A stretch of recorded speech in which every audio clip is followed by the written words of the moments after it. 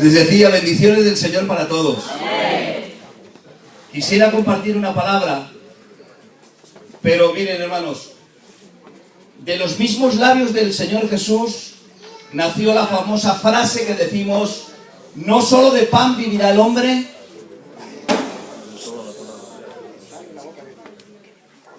no solo de pan vivirá el hombre, sino de toda la palabra que sale de la boca de Dios. Es decir, Jesús asoció la supervivencia del alma con la palabra de Dios. Hay otro verso en la palabra que dice: tu palabra es como medicina para mis huesos. El problema es, hermanos, cuando venimos a este lugar a recibir la palabra y lo hacemos para ver el detalle, para ver lo bonito, para ver qué bien. No, eso es una equivocación. Tú tienes que venir a suplir la necesidad que tienes en tu alma. Y tú tienes que venir a recibir la palabra, como dice la Escritura, como medicina. Una medicina no se pone por gusto. Tú cuando te pones una medicina, un tratamiento, es porque lo necesitas. Tú tienes que venir a este lugar a recibir la palabra con necesidad. Y cuando tú vienes a recibir la palabra con necesidad, no importa quién la predique. Tú lo que necesitas es que te alimente. Amén. Y fíjense, hermanos, son las 9:20, es una hora preciosa para compartir la palabra, y más como está hoy la iglesia en este espíritu tranquilo y apacible. Quisiera comenzar, pues, al contrario de otras veces, siempre se toma un verso de partida y con ese vamos avanzando. Yo quiero predicar hoy al contrario, quiero ir de arriba hacia abajo. Y lo hago con un motivo: por si me alargo en el tiempo, al menos que te lleves el final. Porque el final es lo más bonito. Y yo quiero que te vayas hoy a tu casa con alegría en el corazón. Amén. Por eso vamos a leer en el capítulo 17 de 1 de Samuel, y en el verso, por ejemplo, vamos a leer el verso 49.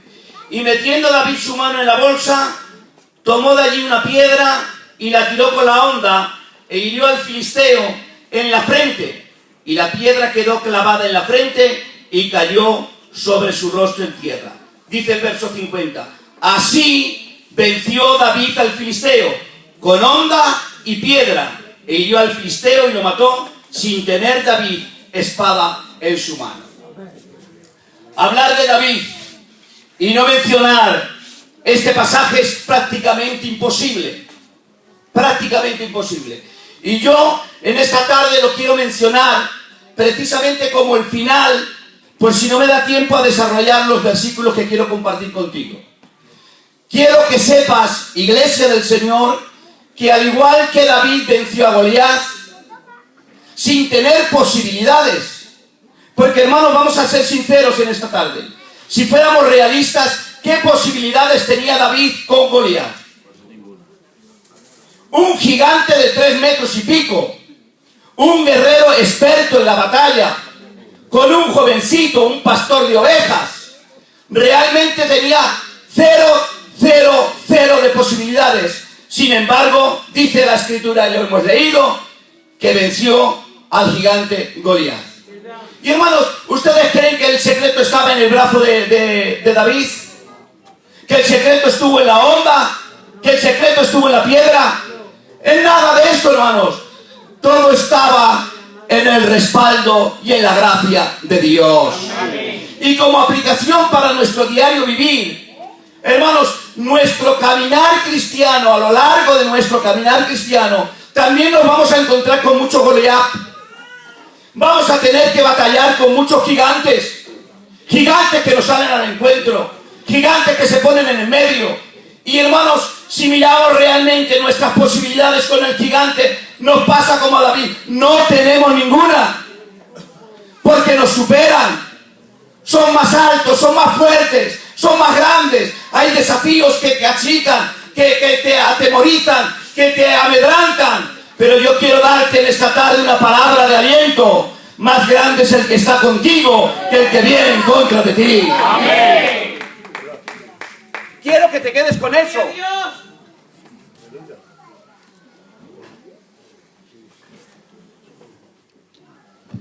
Que cuando enfrentas a tu gigante, no lo haces solo.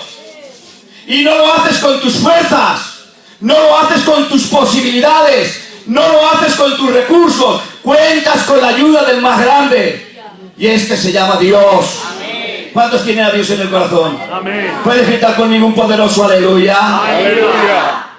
Este es el final de una preciosa historia. Un final que a todos nos gusta verlo, anunciarlo y decirlo. Y de hecho se han hecho obras de teatro, se han hecho películas con este final tan precioso. Pero saben, cuando vamos a la Escritura, la primera referencia que encontramos acerca de David la encontramos en el capítulo 16. Y solamente quiero daros un detalle para recalcar la importancia que esto tiene. En el capítulo 16 es cuando David precisamente es ungido como rey por Samuel. Y les diré de paso que hasta ese momento quien estaba reinando era Saúl, el primer rey de Israel. Saúl desobedece y Dios dice la palabra del Señor que se busca uno mejor. Yo quiero decirte, iglesia, que me estás escuchando, no te creas imprescindible. Créete necesario, Amén. pero no te creas imprescindible. Muy bien. Porque en el momento que te creas imprescindible, Dios se busca uno mejor que tú. A veces, por nuestra antigüedad, a veces por la fuerza de la familia, a veces por nuestro estatus social, a veces por el reconocimiento que contamos de la gente, nos creemos que somos imprescindibles. Yo quiero decirte en esta tarde, con la mayor claridad que pueda, imprescindibles no somos ninguno. Necesarios somos todos. Amén. Y cuando tú tengas esta mentalidad, te vas a sentir útil y responsable en la obra del Señor. Hermanos, llega Samuel por indicaciones de Dios a la casa de Isaí. Y hermanos, fíjense que cuando hablamos de Samuel, lo hablamos como dice la Escritura, que desde Dan hasta Berseba se le conocía como un fiel profeta de Jehová. Dios le da indicaciones que vaya a la casa de Isaí porque de sus hijos se ha provisto para el rey.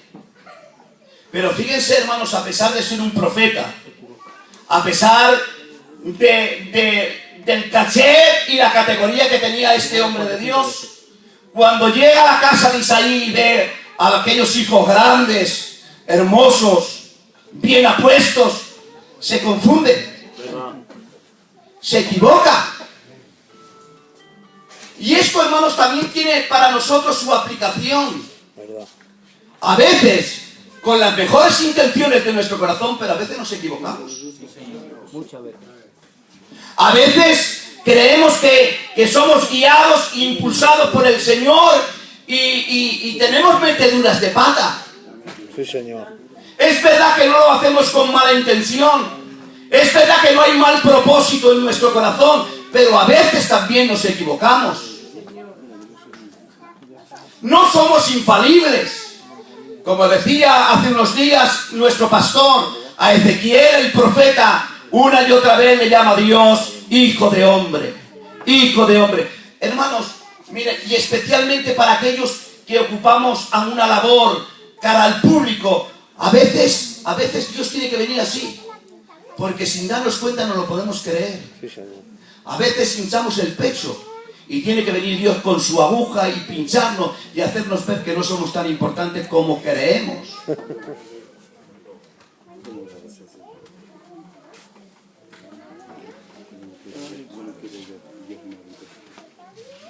Y hay una frase que está en el corazón de todos nosotros. Cuando llega el Señor y ve que Samuel se confunde, se equivoca, Dios lo corrige y le dice: Samuel, yo no soy como tú. Tú miras lo de fuera, yo miro lo de dentro. Y esto a veces, hermanos, este es el dilema nuestro, que juzgamos las cosas por la apariencia, pero menos mal que Dios mira el corazón. ¿Verdad?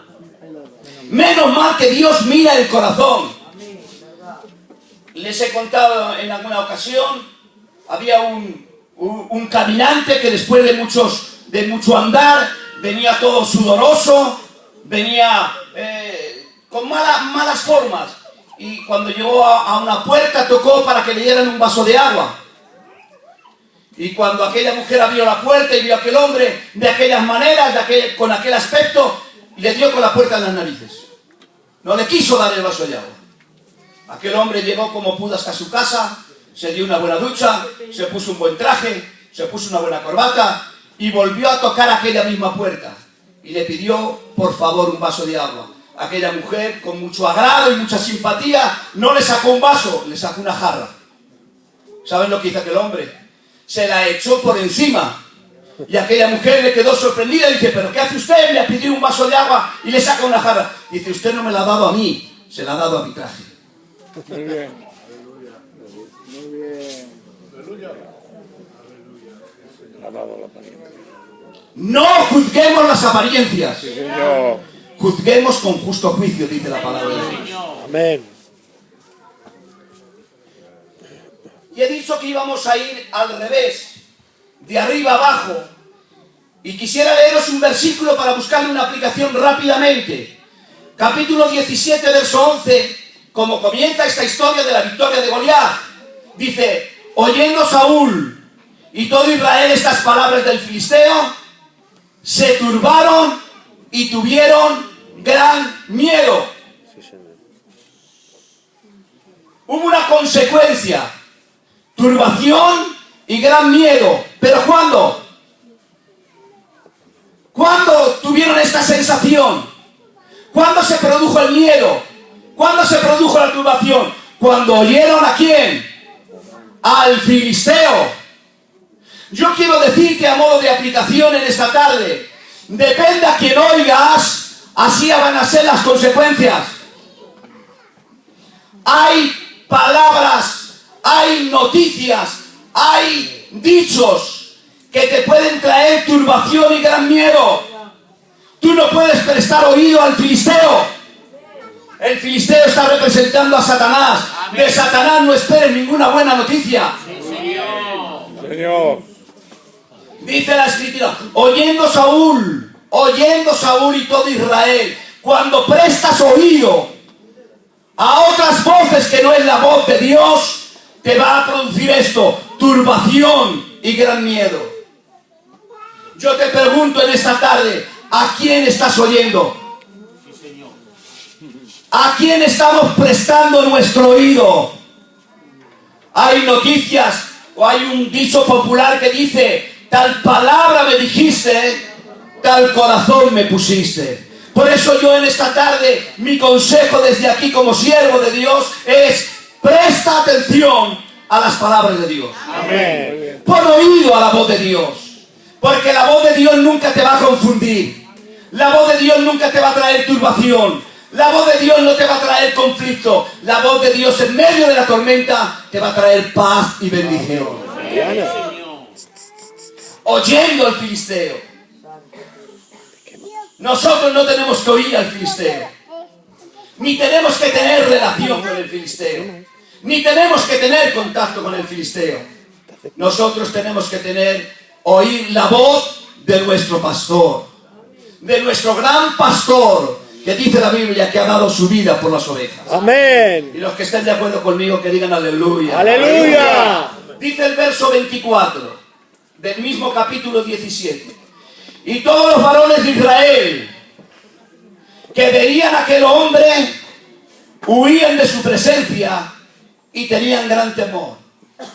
Hemos visto que produjo temor el oír y ahora el ver. Dice, y todos los varones de Israel que veían a aquel hombre. Es que depende mucho de dónde pongas tu mirada. Sí, Señor. Lo que tú mires te va a producir interiormente dos efectos, o buenos o malos. Claro, ellos se fijaron en el filisteo, un gigante de 3 metros, y les produjo esto: miedo, gran temor, y huyeron. Por eso la Biblia te aconseja. Por eso la Biblia me aconseja, puestos los ojos, ¿en quién? En Jesús. Puestos los ojos en Jesús. Si miramos al gigante, si focalizamos nuestra mirada en el gigante, eso va a traer, hermanos, temor, va a traer miedo, va a traer confusión, porque te vas a ver tan pequeño, tan insignificante ante un gigante tan poderoso que te va a producir esto. Por eso la Biblia dice, puestos los ojos en Jesús. Amén. Y David conocía muy bien esto, porque él precisamente en uno de sus salmos dice, alzaré mis ojos a los montes.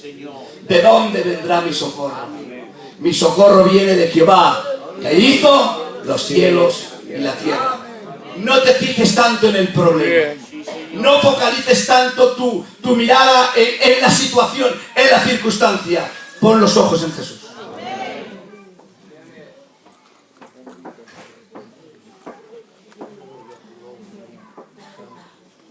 Yo tengo aquí una frase, porque este mensaje yo le he titulado Los ungidos. Las características de una persona que es ungida. Y en este capítulo 17, David es ungido. Pero miren, hermanos, me sorprende esto.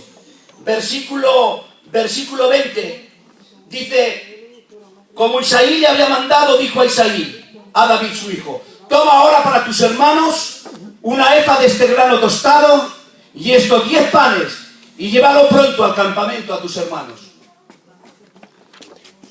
Me sorprende cuando miramos la historia. Recuerden que aquí, en este versículo que acabo de leer, David en el capítulo 16 ya ha sido ungido. Ya ha recibido esa palabra profética de parte del Señor. Ah, se me olvidaba deciros. Se me olvidaba deciros y el Señor me lo está recordando ahora. Voy a atrasarme otra vez, de momento. ¿Saben que en el capítulo 16 es ungido David como rey?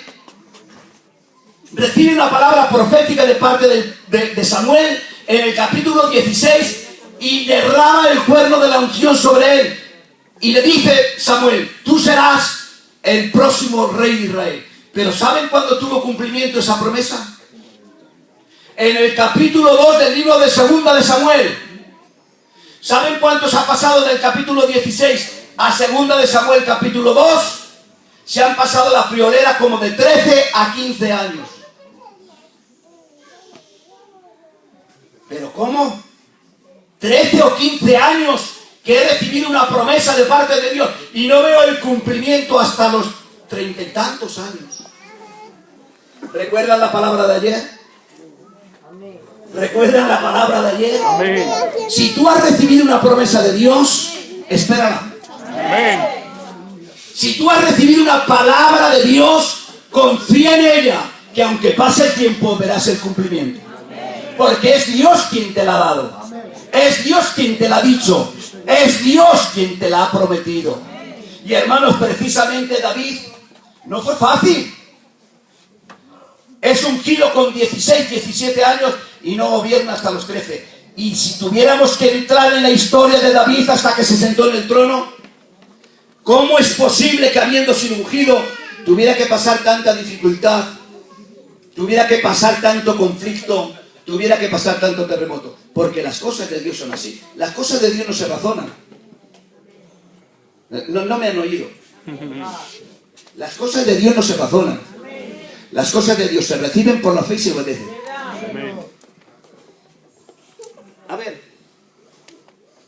A ver, ¿cómo razono yo? ¿Cómo razono yo? Que venga Dios y me diga, golpee esta piedra que va a salir agua.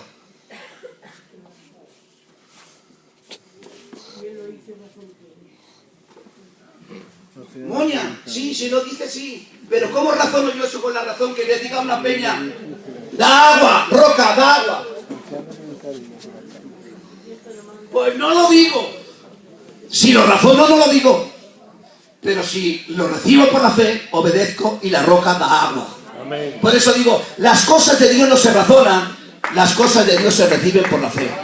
¡Gloria a Dios! Y los que estén de acuerdo que digan aleluya. Los que Aleluya. estén de acuerdo que digan gloria a Dios. Gloria a Dios. Nos estamos entreteniendo mucho.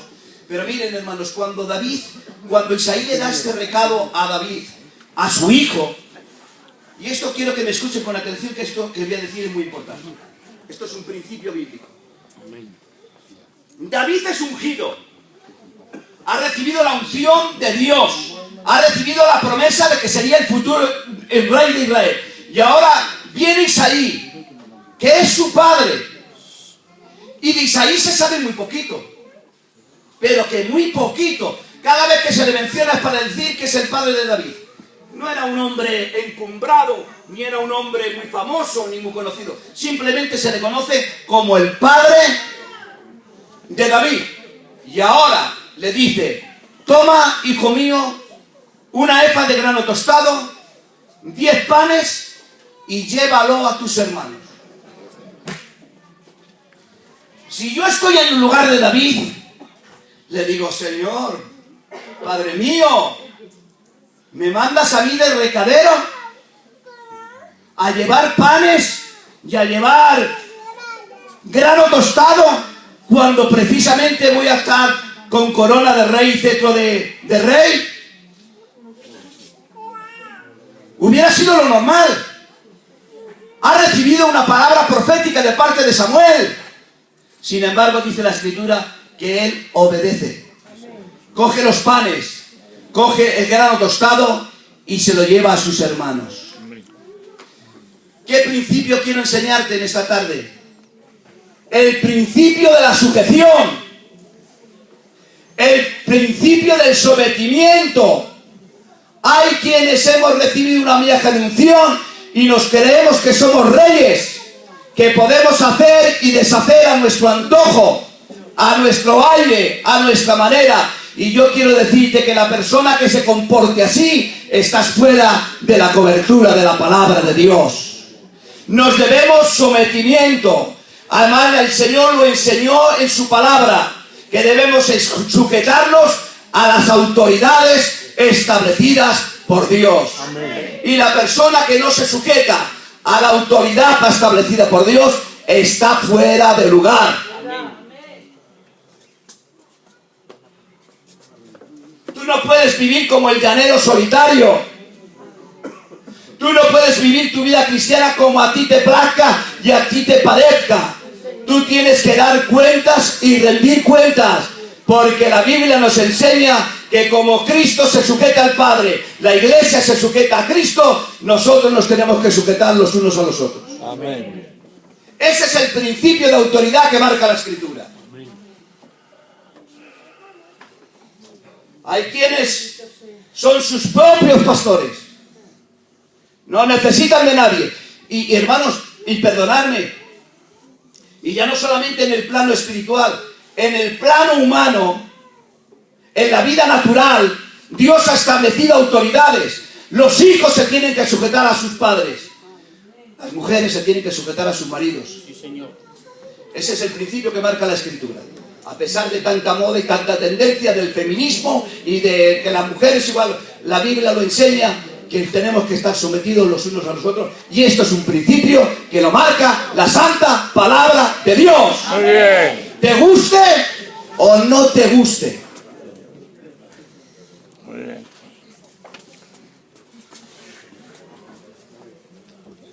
Ahora bien, cuando David le manda a llevar el grano y a llevar los panes, dice a tus hermanos.